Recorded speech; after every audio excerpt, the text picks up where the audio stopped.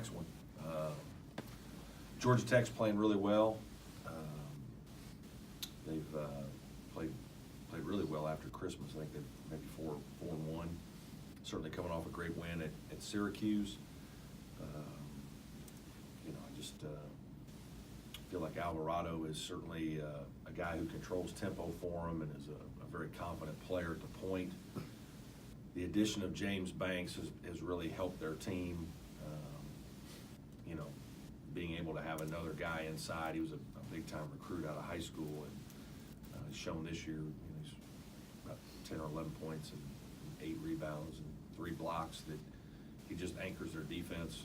Very good at pick and rolls, and then also in their zone.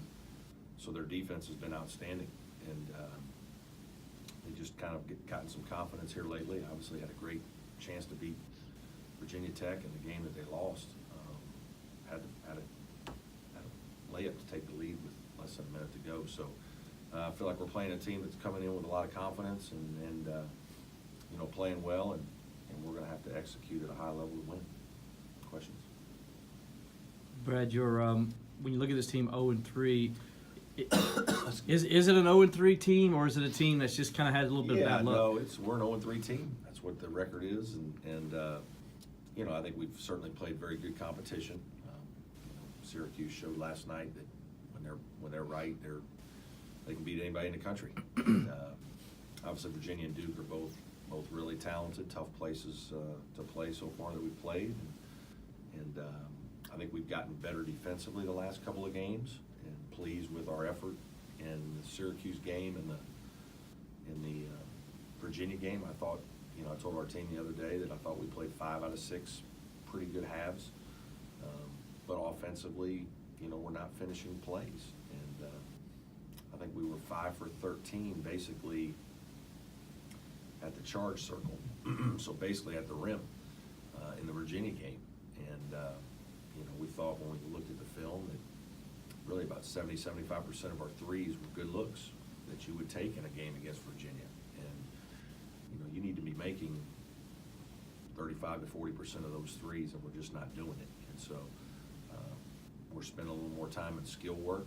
The guys are coming in extra every day, and we're getting 20 minutes of extra work in, whether it's finishing, whether it's shooting, whether it's some other skill that you might need with the assistants one-on-one, going along with practice and film and all the other things we do. And guys still stay after on their own and shoot, but we just got to kind of work our way out of it. And there's no other way to do it other than to keep persevering and work a little bit harder, and, so that's what we're trying to do. Brad, outside the 0-3 start in the ACC overall this season, are you hitting the goals and some of the earmarks that you set for the team? Yeah, it's been a little bit of a tough year in certain situations, just in that Eli starts the year with a sprained ankle, and he's fine now, and Shelton I don't think is, I think his knee is probably bothering him more than he would want to let on, but so he probably isn't, doesn't quite have the juice that we hoped. And then Marquise has obviously had a knee injury and been out, so it's a little bit hard when your 3 best players have all been battling different things, and it's not something that we would have liked or hoped for. I do think in the non-conference, it was going to be hard to beat Mississippi State without Marquise, but obviously the Creighton and Nebraska losses were games we had chances to win, and we just didn't play well enough to finish the Nebraska one, especially. That one probably stings a little bit more because it was at home, and it's a game we feel like we should have finished. Creighton was tough, 3 days, 3 games in 3 days. I thought we wore down, and their style was a little bit hard for us in that short of prep. We just didn't play well enough.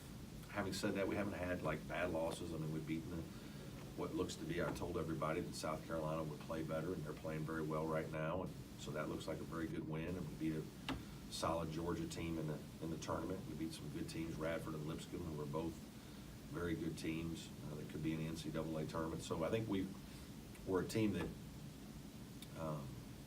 has done some okay things. I think we just all hoped that we'd be doing a little bit better, and we've just got to keep our head down and keep working, and try to stay positive, and get through this. There's there's gonna be weeks like this in the league. I mean, it's a very difficult league with a lot of really good teams, and most teams are gonna go through a tough patch, and hopefully we're gonna get ours out of the way if we can get something going here. With the adversity that came with the injuries for some of this, have you seen any positives as far as development and able to get these guys in there, even if they were forced in at times they weren't needed? I do think, I think Clyde is getting better, and I think he's the guy that's benefited the most from Marquise's timeout. I think John Newman, I've got to keep pushing John Newman. Physically, he's able to play. There's been some things mentally that have kept him from getting more time, and some of it I've just got to let him play through a few more things. But, you know, I think Trey Jemison is beginning to, you know, get a few minutes for us now that he's been around a little bit and knows more about what's going on, how we like to do things.